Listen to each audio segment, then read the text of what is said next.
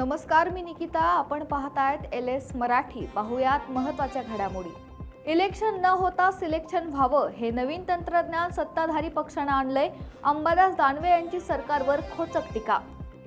गेल्या 1.5 दशकापासून अविरोध होणारी परंपरा थांबली. मालेगाव शेतकरी संघाच्या 15 जागांसाठी 25 उमेदवार रिंगणात.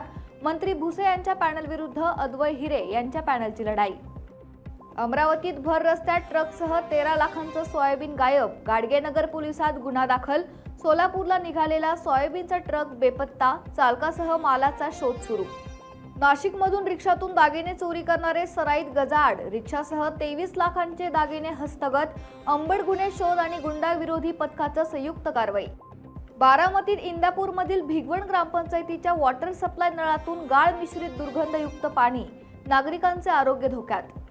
परभणीच्या मानवत तालुक्यातील सावळी शिवारात ट्रॅक्टरच्या चाकाखाली येऊन 17 वर्ष मुलाचा मृत्यू.